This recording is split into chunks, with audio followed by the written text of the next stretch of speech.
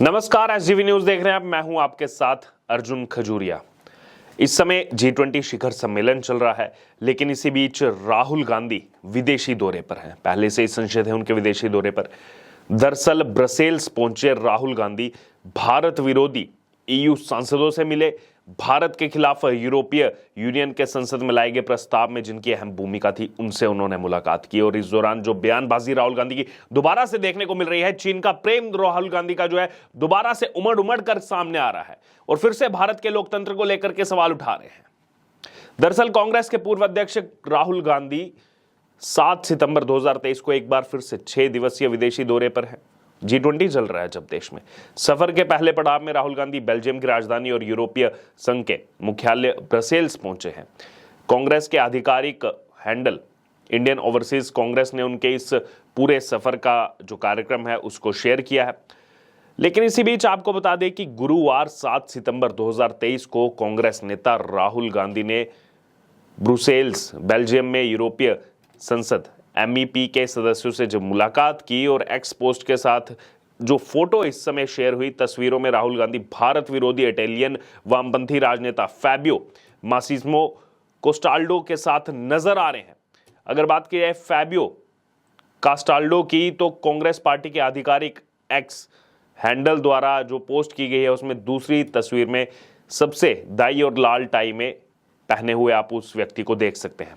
राहुल गांधी के यूरोपीय संसद का दौरा करने के इरादे को संदेह के घेरे में ये चीज ला रही है। दरअसल फैबियो कास्टाल्डो की अगर बात की जाए तो यूरोप में ISI के एसेट परवेज इकबाल लोसर के साथ उसका कनेक्शन है। इसलिए फैबियो कास्टाल्डो और उनके कथित ISI मित्र परवेज इकबाल लोसर के बारे में अधिक जानना बेहद जरूरी है, जिनके साथ राहुल गांधी मिल रहे हैं, फोटो खिंचा रहे हैं।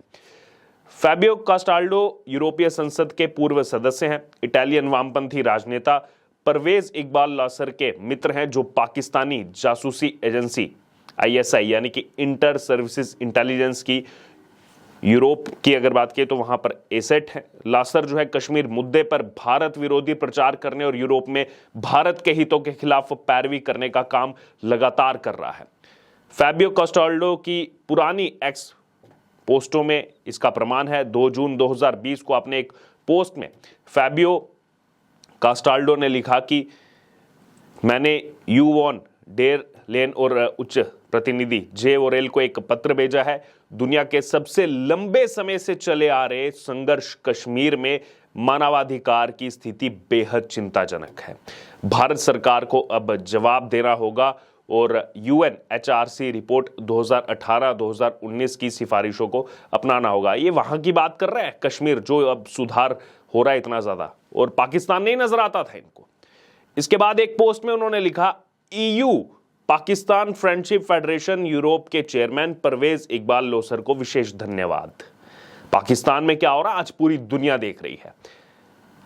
ये परवेज इकबाल लोसर भी खालिस्तानी आतंकी आंदोलन का समर्थक है। जून 2023 में सामने आए एक वीडियो में वो खालिस्तान के विचार का समर्थन करते हुए और खालिस्तानी आतंकवादी संगठन सिख फॉर जस्टिस यानी कि SFJ के अध्यक्ष अवतार सिंह पन्नून का समर्थन करते हुए सीधे तौर पर नजर आ रहा है।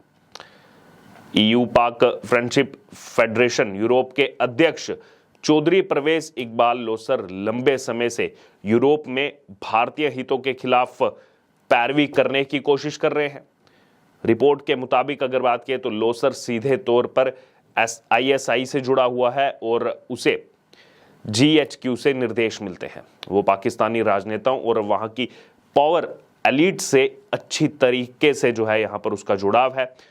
परवेज इकबाल लोसर का फैबियो कोस्टाल्डो और राहुल गांधी के साथ ये जो कनेक्शन निकल करके सामने आ रहा है, भारत में उस सबसे पुरानी पार्टी के नेता जिसने लगभग 55 से 60 वर्षों तक भारत पर शासन किया, भारत विरोधी यूरोपीय राजनेताओं से मिलना निश्चित रूप से भारत के अच्छे हित में नहीं है। कई सारे सवाल जो है राहुल गांधी पर दोबारा से यहां खड़े हो रहे हैं।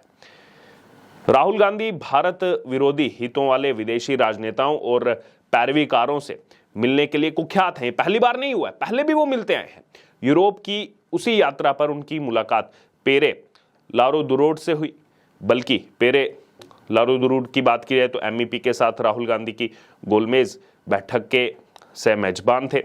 अगर पेरे की बात की जाए, वही एमईपी हैं जिन्होंने पिछले साल ऑल्ट न्यूज के सह संस्थापक मोहम्मद जुबैर का समर्थन करने के लिए अपने एक्स हैंडल से एक पोस्ट शेयर किया था। उस मोहम्मद जुबैर को, जिसको सब जानते हैं, जिसे उस समय गिरफ्तार भी किया गया था। राहुल गांधी की स्टेटमेंट भी बताते हैं आपको इस दौरान क्या दी गई है उनकी तरफ से, जब G20 चल रहा है। बेल्जियम के ब्रसेल्स प्रेस क्लब में कांग्रेस नेता राहुल गांधी ने कहा कि भारत के लोकतांत्रिक संस्थाओं पर चौतरफा हमला हो रहा है और देश के लोकतांत्रिक ढांचे को दबाने की कोशिश की जा रही है, और इस पर यूरोपीय संघ के हलकों में भी चिंता है। जहां एक तरफ G20 की मेजबानी भारत कर रहा है, सारी दुनिया आकर के जो है वो भारत के आगे नतमस्तक है, भारत की बात कर रहा है, IMF जो है वो भारत की बात कर रहा है, तमाम यहां पर चीजें निकल करके सामने आ रही कि जो 5 दशक में नहीं हो सकता था, भारत ने 6 साल के अंदर करके दिखाया। और ये राहुल गांधी बाहर जाकर के इस तरीके की बयानबाजी करते हैं। इसी बीच राहुल गांधी का चीन से भी जुड़ा हुआ एक बयान इस समय सामने आ रहा है, जिसमें उन्होंने सीधे तौर पर कहा कि चीन का जो है एक विशेष दृष्टिकोण प्रस्तावित कर रहा है। उन्होंने कहा कि बेल्ट एंड रोड जो इनिशिएटिव जो किया गया, बेल्ट एंड रोड का विचार जो है मेज पर चीन रख रहा है। चीन ऐसा करने में सक्षम है क्योंकि वह वैश्विक उत्पादन का केंद्र बन चुका है। मुझे हमारी ओर से कोई वैकल्पिक दृष्टिकोण आता हुआ नहीं दिख रहा है। फिर आगे कह रहे हैं, चुनौती यह है कि क्या हम एक वैकल्पिक दृष्टिकोण प्रदान कर सकते हैं जहां पर हम राजनीतिक और आर्थिक स्वतंत्रता के साथ लोकतांत्रिक परिस्थितियों में उत्पादन कर सके। चीन के साथ प्रेम क्यों है इतना राहुल गांधी को कि चीन बहुत बेस्ट है, चीन इसमें जो है बहुत अच्छा एक एग्जाम्पल सेट कर रहा है। भारत की बात नहीं हो रही इनसे, कह रहे भारत के लोकतांत्रिक जो है यहां पर ढांचे पर हमला किया जा रहा है। चंद्रयान 3 कैसे यहां पर पहुंच गया दक्षिणी ध्रुव पर, जहां आज तक दुनिया का कोई देश नहीं पहुंच पाया, उसको बोलने में शर्म आती है राहुल गांधी को। कांग्रेस नेता बोले कि INDIA अलायंस को लेकर सरकार घबराई हुई है, हम भारत की आवाज हैं, इसे लेकर प्रधानमंत्री डरे हुए हैं, इसलिए वो देश का नाम बदलना चाहते हैं। ये पूरा मुद्दा अडानी पर मेरी प्रेस कॉन्फ्रेंस के बाद हुआ। पहली बात तो ये कि अडानी को जो प्रोजेक्ट हैं वो कांग्रेस सरकारों की तरफ से ही दिए गए हैं, और यहां पर ये कह रहे हैं देश का ध्यान भटकाया जा सके, PM डर चुके हैं। ये कैसी बयानबाजी करते हैं राहुल गांधी बाहर जाकर। पूरी दुनिया आज बात कर रहा है प्रधानमंत्री नरेंद्र मोदी की, आपको जो भी आपके यहां पर आंतरिक मुद्दे हैं आप लड़िए सरकार के साथ, लेकिन बाहर जाकर के जो है यहां पर PM के लिए कह रहे हैं। फिर उसके बाद कह रहे हैं सरकार ने G20 के लिए जो है मल्लिकार्जुन खड़गे को न्योता नहीं दिया, इसलिए साबित होता है कि देश की 60% जनता का नेतृत्व करने वालों को महत्व नहीं देते हैं। ये सरकार की सोच को भी दर्शाता है। अरे ये तो बताइए, मल्लिकार्जुन खड़गे को जब 15 अगस्त के लिए बुलाया गया था, क्यों नहीं आए थे मल्लिकार्जुन खड़गे उस दिन?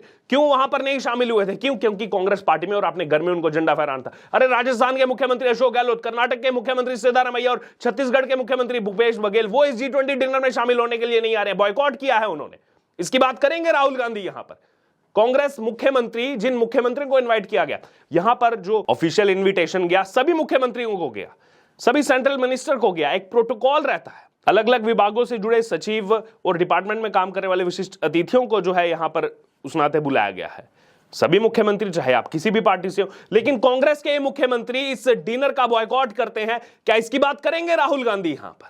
मल्लिकार्जुन खड़गे की बात कर रहे हैं कि वो कांग्रेस पार्टी के राष्ट्रीय अध्यक्ष हैं, उनको नहीं बुलाया गया। अरे जब बुलाया गया था 15 अगस्त के दिन, जिस दिन लाल किले पर झंडा फहराया जा रहा था, उस दिन क्यों नहीं आए मल्लिकार्जुन खड़गे वहां पर? क्या कहा गया कांग्रेस पार्टी की तरफ से कि नहीं, उनको घर में झंडा फहराना था, उनको कांग्रेस पार्टी के दफ्तर पर झंडा फहराना था। अगर जाते लाल किले पर तो लेट हो जाता, उनको 2 घंटे डिले हो जाता उनको। ये सच्चाई है इस कांग्रेस पार्टी की। जहां बुलाया जाता है वहां पर तो आएंगे नहीं। जब बुलाया था संसद भवन, नई संसद भवन का उद्घाटन हो रहा था, उस समय क्यों बॉयकॉट किया था कांग्रेस पार्टी ने? उस समय तो बड़ी बड़ी बातें कर रहे थे, नहीं हम तो नहीं शामिल होंगे, हम सब बॉयकॉट करेंगे, हम इतने दल मिलकर के बॉयकॉट कर रहे हैं। आज कह रहे हैं हमें जो है बुलाया नहीं गया। ये इनके दोहरे मापदंड की राजनीति को दर्शाता है। और बाहर जाकर के किस प्रकार से पहले से ही ये समझ आ गया था कि जब G20 भारत में चल रहा होगा समिट, राहुल गांधी बाहर विदेशी दौरे का प्लान कर रहे हैं, विदेशी दौरे पर जाएंगे और जानबूझ करके वहां जाकर के इस तरीके की स्टेटमेंट्स देंगे, इस तरीके के लोगों से मिलेंगे। और वही करके दिखाया राहुल गांधी ने। बिल्कुल भी यहां पर जो है जो माना जा रहा था राहुल गांधी के लिए, उस पर तो वो 100% जो है यहां पर अपने आप को उन्होंने खरा साबित किया है। फिर से भारत के लोकतंत्र की बात कर रहे हैं, वहां पर कि लोकतंत्र पर हमला हो रहा है। अरे कर्नाटक और हिमाचल प्रदेश में सरकार कैसे बना ली अगर लोकतंत्र पर हमला हो रहा है? फिर आगे कह रहे हैं कि INDIA गठबंधन हमने बनाया, PM हमसे डर गए हैं, इसलिए सब चीजें की जा रही हैं। ये राहुल गांधी बार बार ऐसे ही विवादों में गिरे रहते हैं, जब भी बाहर जाते हैं ऐसे ही बयान देते हैं। अब आपकी इस पर क्या राय है, क्या प्रतिक्रिया है? पहले से ही ऐसा एक्सपेक्टेड माना जा रहा था कि राहुल गांधी ये सब करेंगे। अब आपकी इस पर जो भी राय हो आप जरूर हमारे साथ कमेंट बॉक्स में शेयर करें। उससे जुड़े तमाम अपडेट के लिए बने रहे एसडीवी न्यूज़ के साथ। धन्यवाद।